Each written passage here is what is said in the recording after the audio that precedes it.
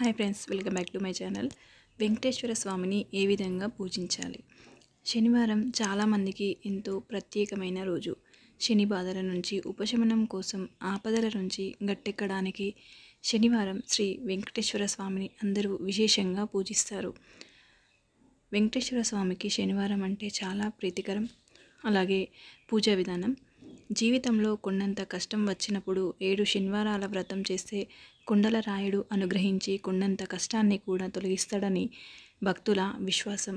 ఈ వ్రతం స్త్రీ పురుషులు ఎవరైనా చేయవచ్చు. శనివార వ్రతం 7 వారాల పాటు నిరాటంకంగా చేయాల్సి ఉంటుంది. ఆడవాళ్లకు ఇబ్బంది వచ్చినప్పుడు ఈ వారం విడిచిపెట్టి ఇంకో వారం చేయవచ్చు.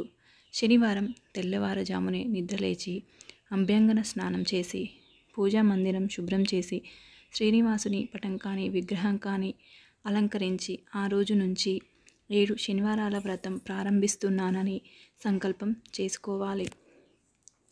వడ్డీ కాసుల వానికి ముడుపుల మూట. ముడుపు ఎలా కట్టాలో తెలుసుకుందాం.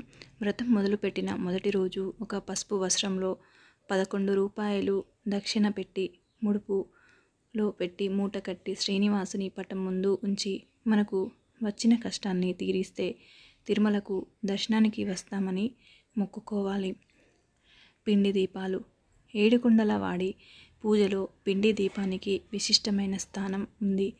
తిరుమల శ్రీనివాసుని దర్శనానికి వెళ్ళి వచ్చిన వారు కూడా తమ ఇంట్లో పిండి దీపం పెట్టుకోవడం సంప్రదాయంగా భావించే తెలుగువారి కుటుంబాలు ఎన్నో ఉన్నాయి. బియ్యం పిండిలో కొంచెం ఆవు నెయ్యి, బెల్లం వేసుకుని పిండి ప్రమిదలు తయారు చేసుకోవాలి. 7 ఒత్తుల దీపం. పిండి ప్రమిదలో 7 వత్తులు వేసి ఆవు నెయ్యితో వెంకటేశ్వర స్వామి ఎదుట దీపారాధన చేసి నమస్కరించుకోవాలి. అనంతరం వెంకటేశ్వర స్వామిని అష్టోత్తర శతనామాలతో అర్చించాలి. గోవిందనామాలు చదువుకోవాలి. స్వామివారికి కొబ్బరికాయ కొట్టి శక్తి కొలది నైవేద్యాలు సమర్పించి నీరాజనాలు ఇవ్వాలి. ఇక ఈ పూజ నియమాలు ఎలా పాటించాలో చూద్దాం. వ్రతం చేసేవారు శనివారం రోజు తినే ఆహారంలో ఎట్టి పరిస్థితుల్లోనూ నూనె వాడకూడదు. పూర్తిగా నెయ్యితో తయారు చేసిన ఆహార పదార్థాలనే భుజించాలి. మధ్యాహ్నం ఒక్క పూట మాత్రమే భోజనం చేయాలి. రాత్రి పలహారం తీసుకోవచ్చు.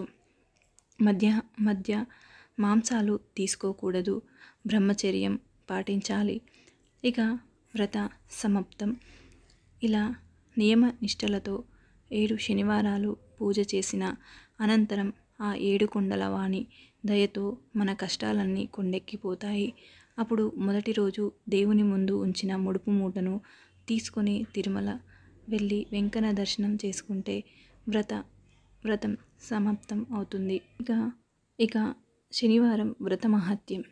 7 శనివారాల వ్రతం నియమ నిష్టలతో ఆచరిస్తే సకల గ్రహ దోషాలు పోయి ఇంట్లోని సమస్యలు, అప్పుల బాధలు తొలగిపోతాయని, అనుకున్న పనులు సవ్యంగా జరుగుతాయని పండితులు సూచిస్తున్నారు. Thank you for watching. ఈ వీడియో మీకు నచ్చినట్లయితే లైక్ చేయండి, షేర్ చేయండి, కామెంట్ చేయండి.